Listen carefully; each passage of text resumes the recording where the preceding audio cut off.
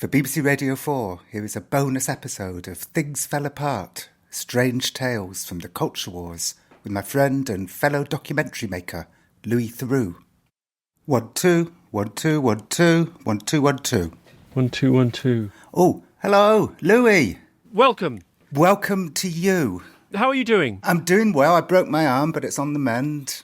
Oh no, how did that happen? I slipped on the ice while having an animated telephone conversation with my mother. I'm sorry to hear that. Yeah. Did you have to go to hospital? I did. I went to the emergency room. They asked me what happened, and I obviously didn't want to tell them all of that. So I said I fell over. So they put, immediately on my wrist, they put something that said fall risk. And I'm going to just continue to fall over. Just going to fall and fall. Perhaps they sized you up and thought, he's an older chap. You would be a fall risk. Well, I mean, possibly, but like Dylan Thomas raging against the dying of the light, I angrily told them that I'm not a fall risk and my balance is fine. And then I went to physiotherapy a couple of weeks later and she's like doing all the stuff to my arm. And then she looks at my notes and she says, "Is there something wrong with your feet?" And I realised that my fall risk diagnosis had followed me from the hospital to the physiotherapy clinic. And I was like, I'm not a fall risk. My balance is fine. And she looked me up and down, Louis, and she said, "Well, we'll do a bit of work on your balance anyway." And I'm like, I said, "My balance is fine." She diagnosed you as having a fall risk issue and a pride issue as well. Yes, or just a old man who doesn't quite know what's going on issue. She wrote down lack of insight. We're going to do an intro and then we're going to jump in, if that sounds good to you. Sure. I mean, I personally think my whole broken arm and fall risk thing should be of interest to everyone. But I would think so.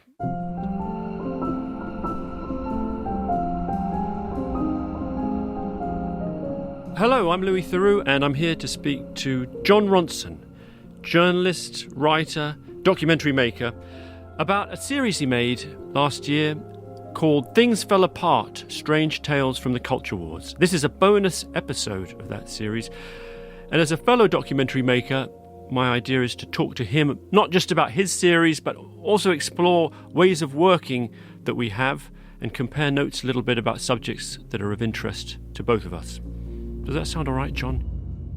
Yeah, very much so. I really enjoyed, I watched episodes of your most recent series, Forbidden America, both of which I thought were excellent, and I'm keen to discuss those too. Well, I'm going to be trying to keep the focus on you, but I also, these things flow two ways sometimes. Let's start by just zooming out. It's a wonderful series. I've listened to every episode twice, believe it or not. The first time for pleasure, and then the second time in preparation for this conversation. You describe it as how we got to where we are. We're at a moment in time where culturally we're at odds with one another. There's a lot of rage, there's a lot of disagreement about certain sort of wedge cultural issues. But you decided to not look directly at it, to look at it almost somewhat askance, would you say? Yeah, I would say so, because most stories about the culture wars become part of the culture wars. They elicit rage from the audience, and I didn't want to do that. So that was our first challenge. How do you make a show about the culture wars that doesn't inflame things? And the answer that I came to was, well, maybe what if you go back in history to the to the origin moments, the pebbles thrown in the pond, hone in on tiny human moments. People are falling apart. Friends are tearing each other apart because people are getting overly engaged in whichever culture war battlefields that they're involved in. People are fighting these wars with such an intensity, it's splitting up marriages, splitting up friendships. And that was my question, like, what's going on? What is happening to our brains that things are going so haywire? And perhaps if I go back to the past, to the very moments that these culture wars began, I may answer that question. And I should mention, for those who don't know, this is sort of vintage Ronson terrain, in a way, that going back 25 years or more, you've been curious about people's ways of thinking that may be unconventional, but also ways of behaving that put you at odds with society. And well, yeah, but I think, like you, I think we've both gone through a bit of a change. I think we both started going way out to the furthest corners of society to find our stories. And as we've grown older, we're going more and more into mainstream society.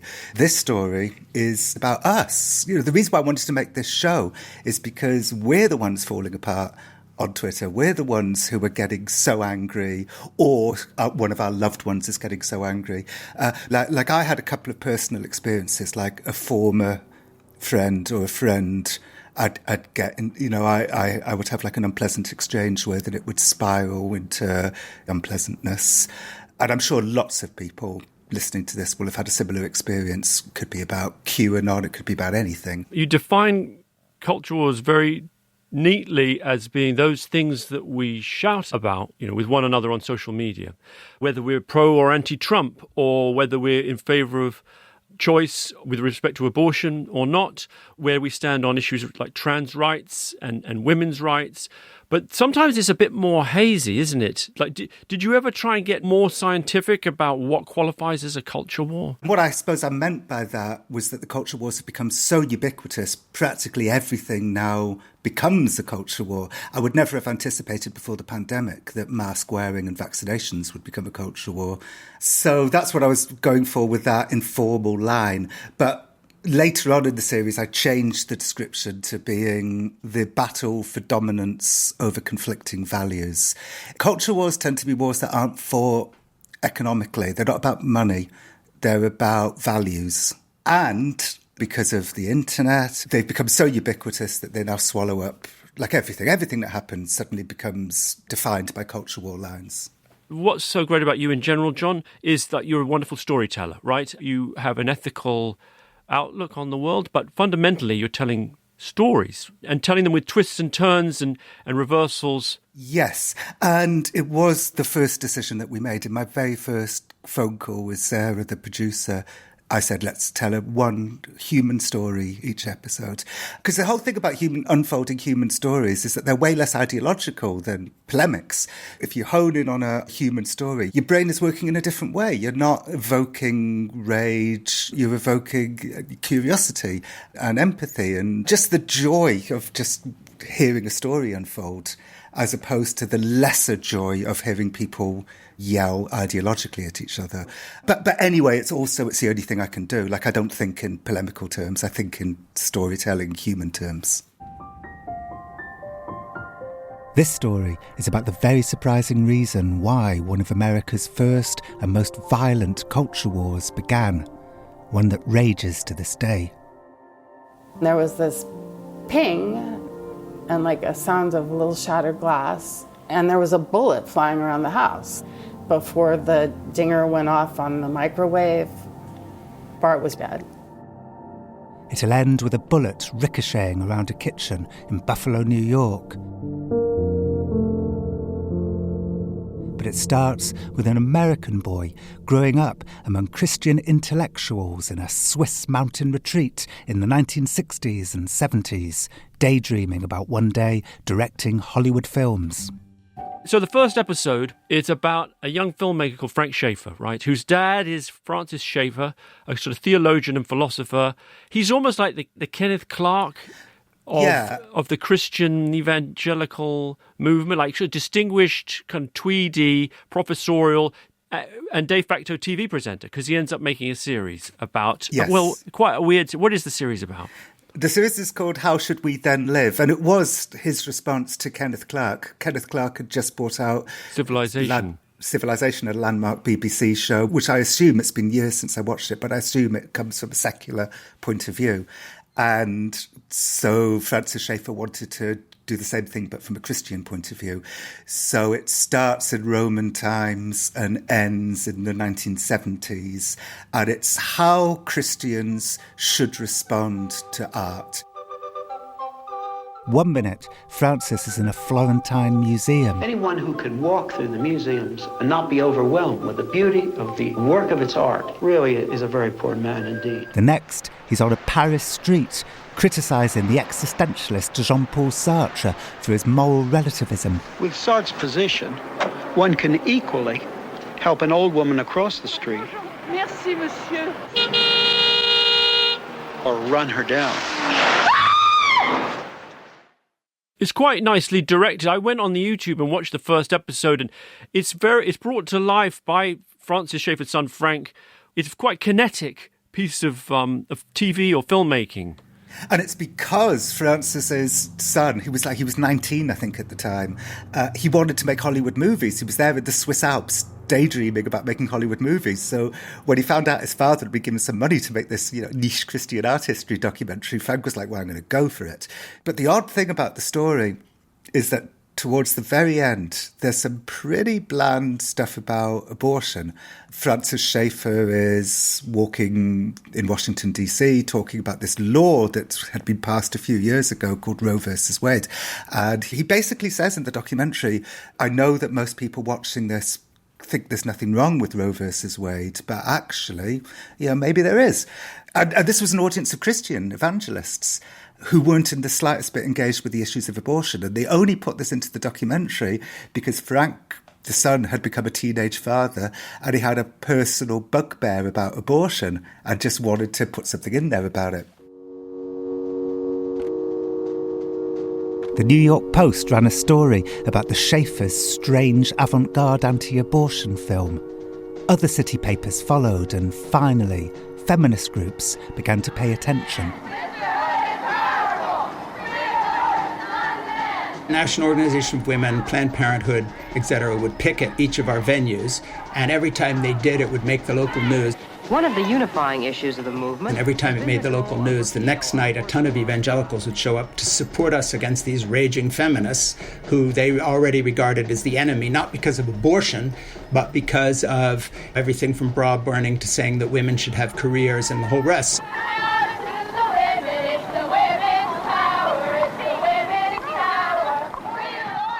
It's extraordinary, and it had been viewed as a sort of Roman Catholic issue until then. It's sort of hard to wrap your head around. Yet we think of the evangelical movement in the US as being so wrapped up in anti-abortion demonstrations that to cast your mind back or to imagine a time when that wasn't the case feels really weird.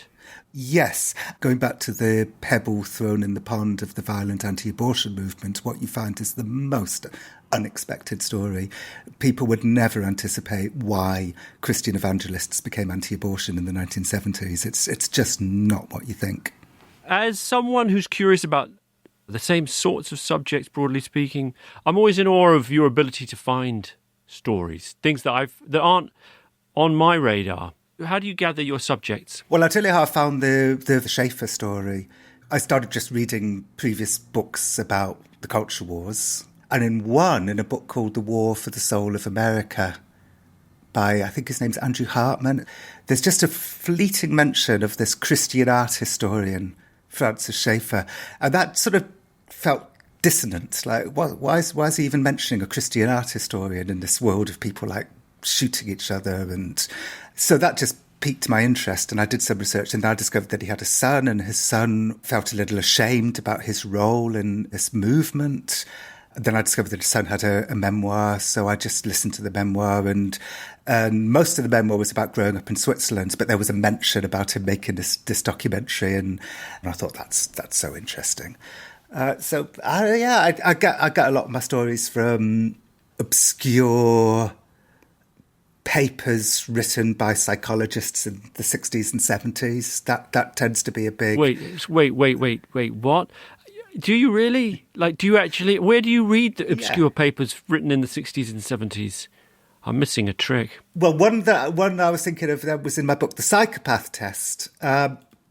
This Robert Hare, who's like the father of modern psychopathy study, told me once that there was this mad experiment being done on psychopaths in a place called Pentanguishene, I think it is. He goes, God, you wouldn't believe what they were doing to psychopaths in Pentanguishene. They had them sitting on beanbags. And then that was it. And then when I listened back to the tape, I was like, what? Pentanguishene, beanbags? And I kept emailing Robert Hare saying, can you tell me more about the beanbags and that place with the long name that I can't quite figure out? And he never got back to me. So I started typing Pizzagate in different ways into Google, and beanbags and psychopaths. And finally, I found this paper from the early 1970s, which was about how a bunch of psychopaths in this mental hospital in Canada were being treated with a new method, and it was extreme naked psychotherapy sessions. So the psychopaths would have to be naked for weeks on end and take massive amounts of LSD. And the idea was that psychopathy is a madness that's buried beneath the surface. And if you could shock them into bringing the madness to the surface with nakedness and LSD, then you can cure them. So that's how I found that story, just from finally typing pentanguishene in the right way and finding that paper. So much in the series is sort of at the intersection of mental illness and then cultural belief. And the way the two things play off each other, which in a way is also expressed in the QAnon phenomenon, which seems, on the one hand, a kind of delusion, a delusionary belief in the idea that there's satanic paedophiles running the world and having cults and in a cult and having sacrifices. And then on the other hand, is held by people who in other respects appear to be rational human beings, right? Well, yes. Another reason why I wanted to make Things Fell Apart was because I got contacted by Robbie Williams during the pandemic. And he was like, I'm sure he won't mind me saying this because he said it publicly too. He was toying with QAnon. It was so early that I really didn't know much about QAnon when he phoned me up and said, what do you know about QAnon? He said he doesn't know whether to believe in it or not. He said the thing that's stopping him from believing in it is because some people think that he is part of the satanic child sacrificing cabal, and he knows that's not true. He said to me, I know it's not true about me, so that's giving me pause about the rest of it, but I still don't know that it's not true. So I became curious because Robbie called me. So I spoke to a woman who runs a support group for people who've lost loved ones to QAnon. And she said two things to me that were extraordinary and really were another factor for me wanting to make this series.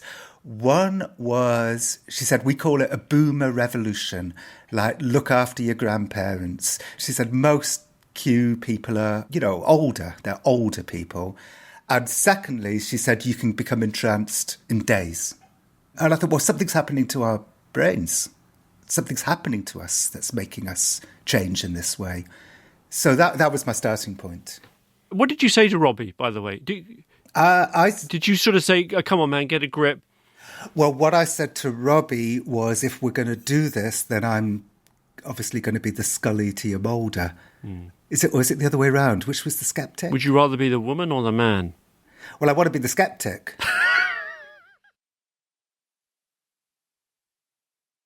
This story takes place on the edges of Hollywood, where ambitious people hustle around trying to make it. It's about a man from that world, Isaac Kappy, a man considered by many to be a true hero. I want to say thank you to Isaac Kappy. You're putting yourself on the line big time for this. Let's talk about the brother Isaac Kappy, behind the scenes with Hollywood. Isaac is a hero.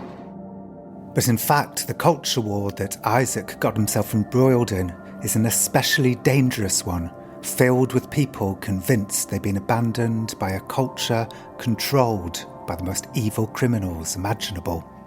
Isaac's story even takes us inside Donald Trump's White House.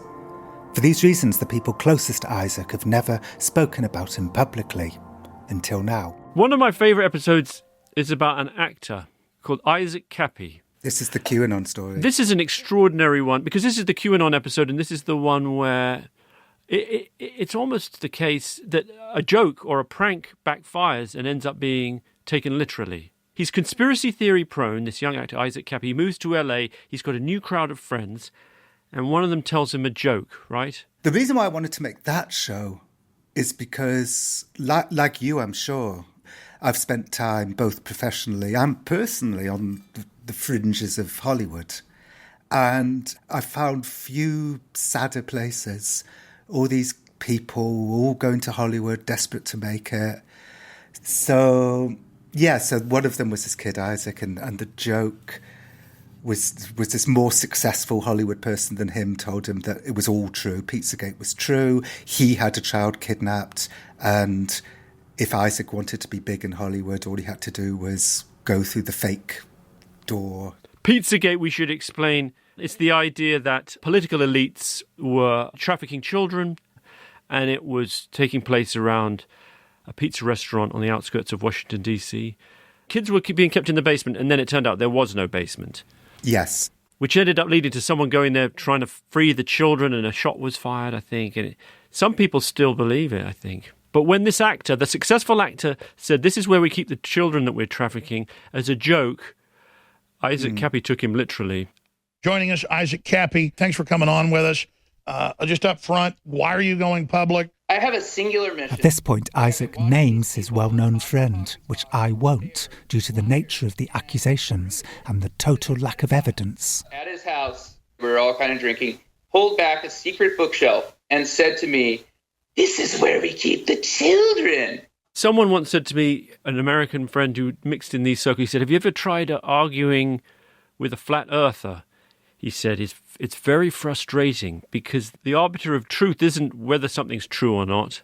It's how important does it make me feel if I believe it, which speaks to the same thing. With Isaac Kappy, he ends up thinking, I'm going to blow the whistle on this thing. I'll bring it crashing down. He goes on the Alex Jones show, America's foremost conspiracy theorist and kind of right-wing ideologue, and it ends up being one of the very few people to whom Alex Jones says, wait, whoa, calm down, you've drunk the Kool-Aid, this is sort of irresponsible and ridiculous, which is pretty rich. Are you sure this guy was not playing a trick on you? I know. Well, as one of Isaac's friends said, it comes to something when Alex Jones is the rational one in the room trying to calm everything down. I try not to quote Nietzsche too much because it's so pretentious, but I think the series is a great illustration of Nietzsche's idea where he says somewhere, madness in individuals is rare, but in religions, nations, societies, it is the norm. Something like that.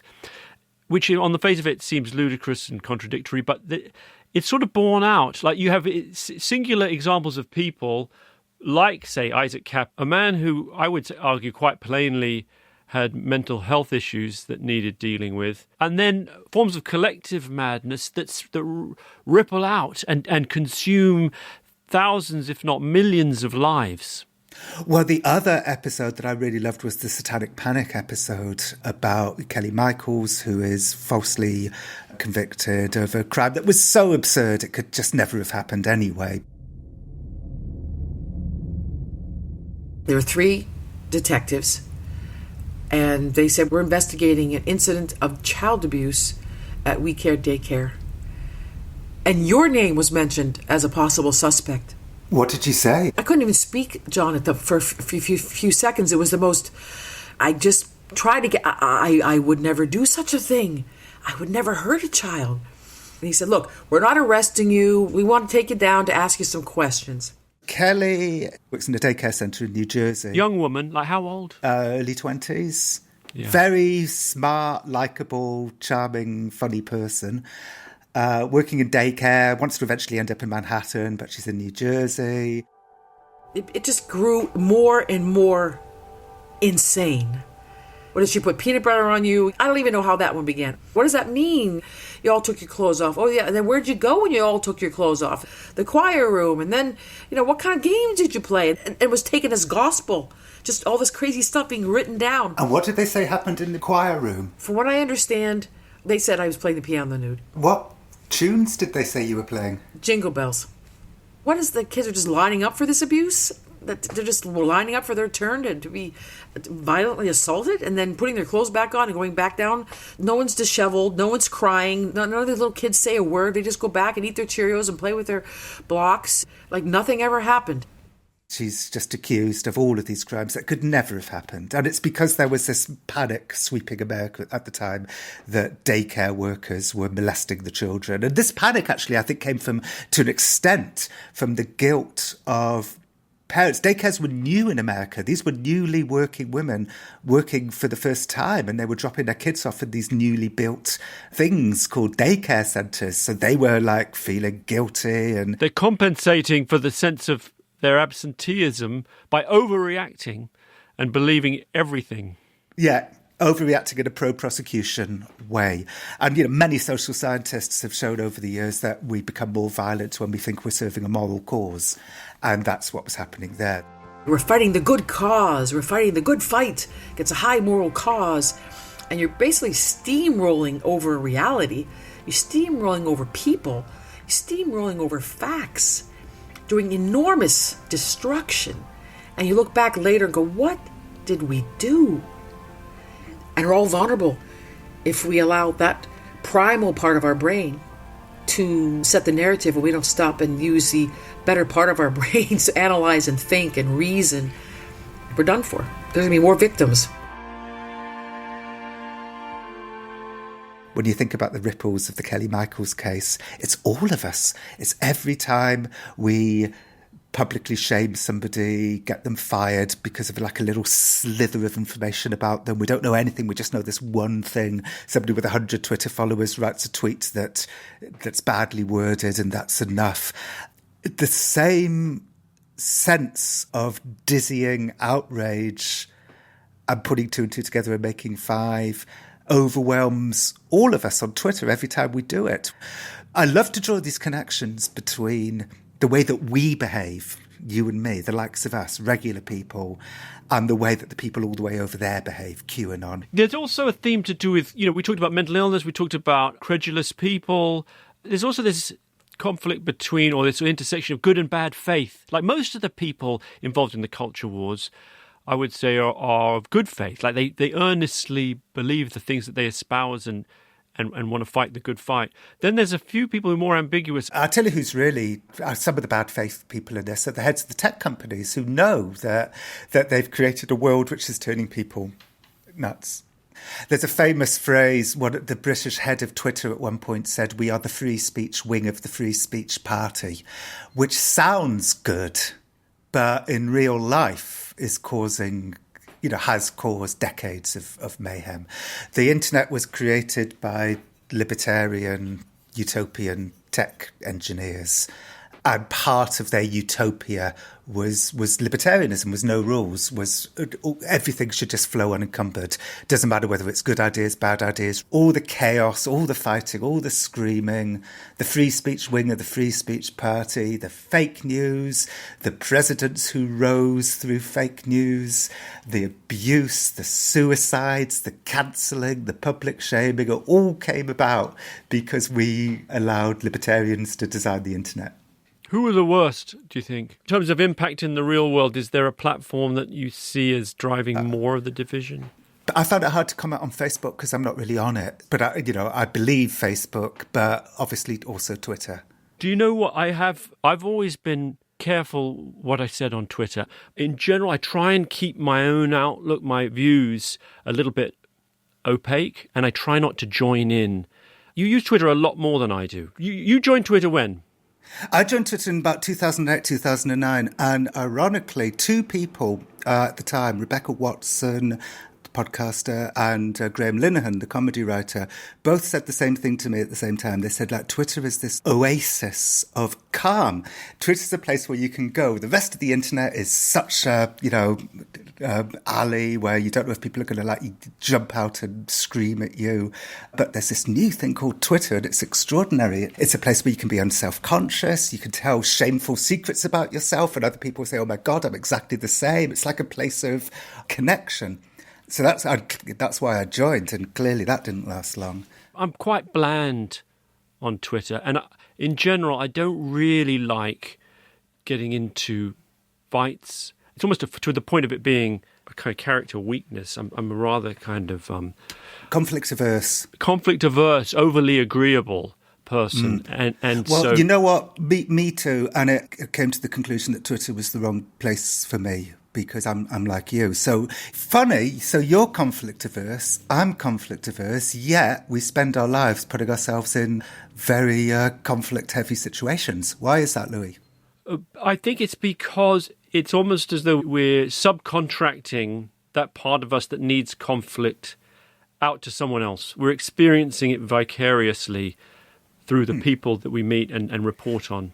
So when you get into a conflicty situation, when you know you're going to have to ask somebody a really difficult question, do you find it very difficult and unpleasant? Or because you're doing the other persona, you're doing the Louis Theroux on TV persona, is it easy to do? Well, I enjoy, this is going to sound a bit maybe wrong, but I enjoy teasing. I enjoy that affection. In my family, we would express affection through joking at someone's expense a little bit, hopefully not in a nasty way. It's that kind of bonding through humour thing. And so, asking cheeky questions is one thing, but actively asking questions that I know are likely to upset the person I don't enjoy. On the most recent series I did about the far right, there was a scene where I had to confront someone who I'd met earlier and who'd agreed to a follow-up interview. And in the interim, I'd found images of him doing what looked like a Nazi salute. It's just sort of viscerally upsetting. I mean, I knew he was of the far right, but somehow this felt like a ratcheting up.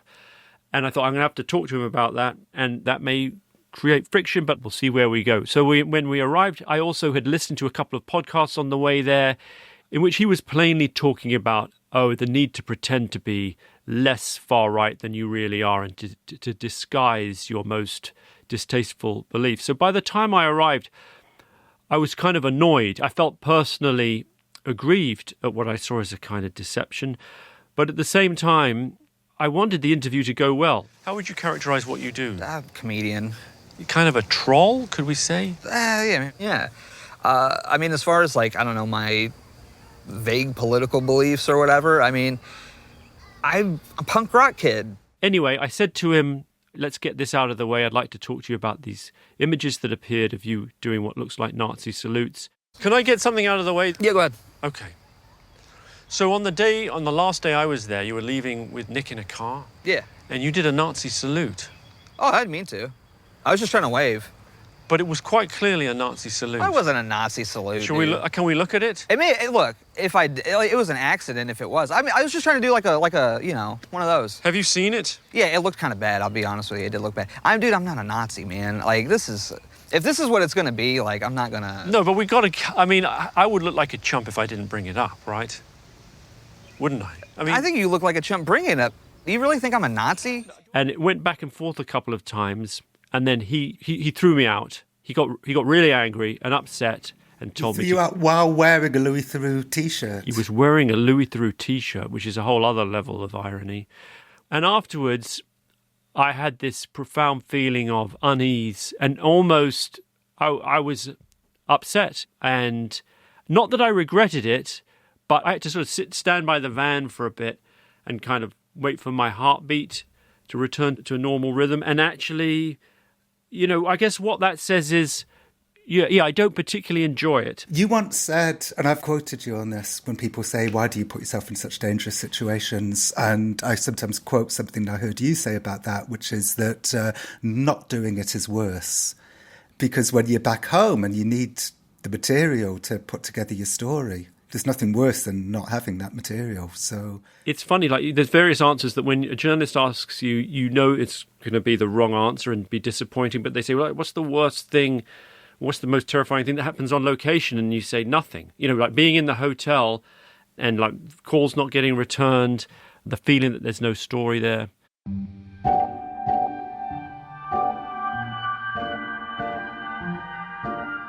We should talk a little bit about empathy. You're known for having an empathetic style. You're non-judgmental. It's something that's said of me on occasion. Sometimes I worry that I am too nice, if that's not a weird way of putting it. Do you ever think about that and whether... Because obviously, sometimes you're just with people who are actively involved in stuff that's deeply damaging or predatory, and you don't want to be. There's a requirement to challenge and to be robust, and the truth isn't always in the middle. That's kind of a fallacy, right? Sometimes you actually have to actively push against something, or... How do you see your role in that? Well, I think about empathy all the time. There's a danger in not having enough empathy, but there's also a danger in having too much empathy, because that can stop you from thinking clearly. On Twitter, it's not that people aren't empathetic on Twitter. What they are is highly selective in their use of empathy. They're extremely empathetic towards people in their own group, but they're very unempathetic towards people outside of the group, which is why I say, when So You've Been Publicly Shamed came out, one of the messages I was trying to say to people is that, it's really bad to portray people as horrific monsters based on almost no evidence, but it's also just as bad in a way to portray people as magnificent heroes. It's like this kind of sweeping pendulum. It reminds me of when you have an argument with your wife, not you, but me, and then you go off to your friends and they say, oh, she's being completely unreasonable, you need to sort it out. And then she goes off to her friends and they say, he's being outrageous, you shouldn't have to put up with that.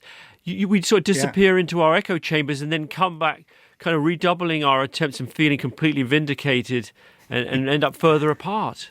Well, you're right. But in your professional mode, how do you find a line, like where actually there are obviously people with whom you agree and then there's people with whom you profoundly disagree? How do you guide your way and how do you prevent yourself from endorsing, or how do you critique where appropriate? I think the honest answer to that is I go into every situation from a position of empathy.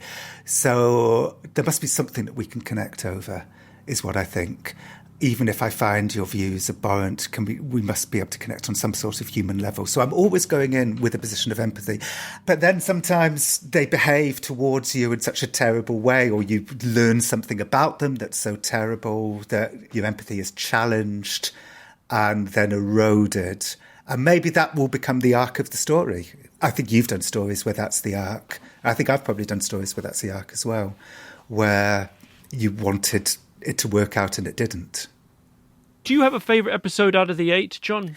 I do. Episode 3, the Tammy Faye, Steve Peters episode, which is the one uplifting, moving episode. It's about things coming together instead of things falling apart. Like, I knew at the time when we were making it that it was good, but when it aired, we got a great response from all the episodes, but that one in particular, I was getting messages from people saying they had to stop their car on a lay-by because they were crying so hard it wasn't safe for them to drive, which did make me think, well, why are you so moved? It's a very moving individual story, but the message of the story is connection, is empathy. It's warring factions coming together. This was Tammy Faye interviewing a gay pastor with full-blown AIDS. She was one of the only women in televangelism. Anyway, she had her afternoon chat show, which nobody took seriously, but this interview with Steve Peters is one of the most memorable moments in the whole televangelist culture throughout the 80s. It was November the 15th, 1985, the day Steve Peters appeared on the PTL Network's Tammy's House Party. Right here on my right, I have a young man named Steve Peters, and I'd like to introduce you to Steve. Steve is a patient of AIDS, and he so generously allowed us to talk to him today. Hello, Steve. Hi, Tammy. We're so glad to see you. Well, I'm glad to be here.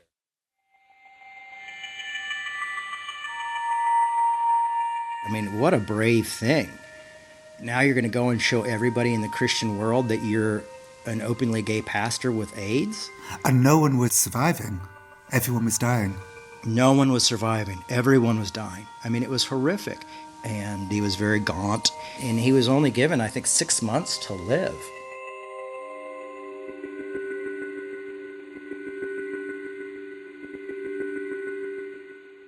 Hi, I'm the Reverend Steve Peters. And you're alive. Yes, I am indeed alive. This is 2021, and I am very healthy and alive, yes. And then the story pans out in a way that is astonishingly unexpected. And so moving. We shouldn't say in case people are listening to this and then want to go back and hear it for the first time. But yeah, my goodness, what a story. It's funny, that one was probably the fastest one to make too. Just goes to show that, agonise for 6 weeks on a half-hour radio show. You do make it good, but sometimes a really great story, you can make it very quickly.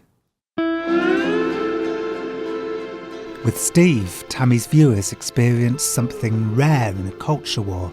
They got to hear the enemy talk in a calm, non-adversarial environment, which is the opposite of how culture wars are fought today in the heightened, suspicious world of social media.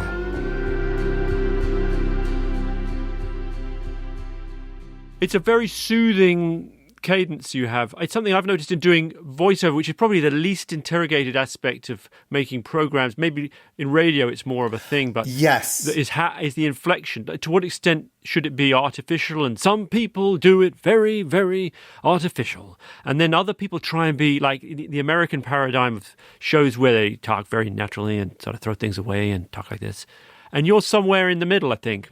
I think about it a lot, and probably more than I should. And I think the reason why I think about it so much is because I don't feel that I've necessarily come to a perfect answer about it.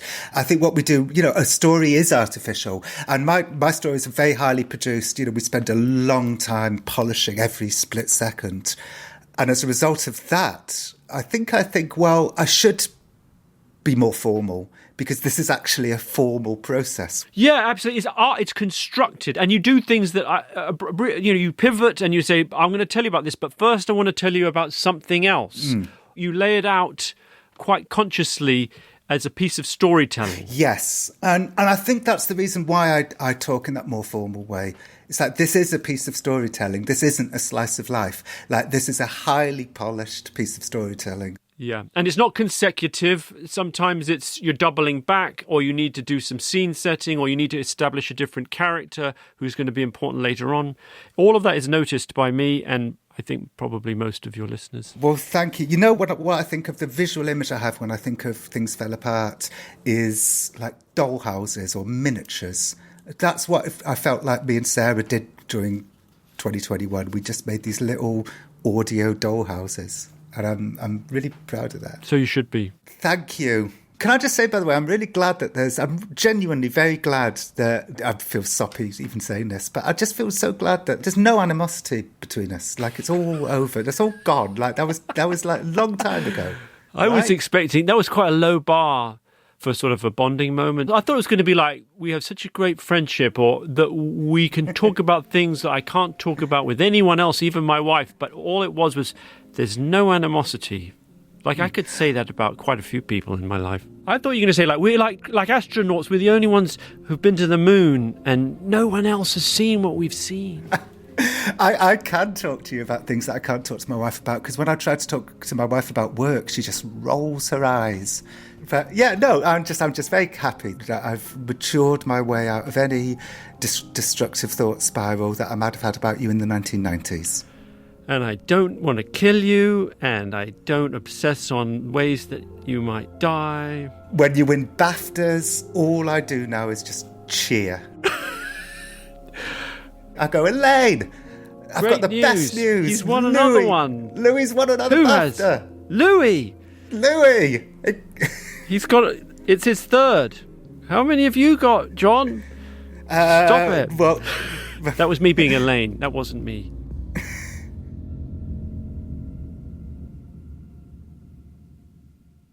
I hope you've enjoyed this conversation. It was produced by Sarah Shebier. And if you haven't heard it all yet, there's still time to listen to Things Fell Apart from BBC Radio 4. It's available to download now wherever you get your podcasts. And while you're at it, you can also look up Louis' Radio 4 podcast, Grounded, with Louis Theroux.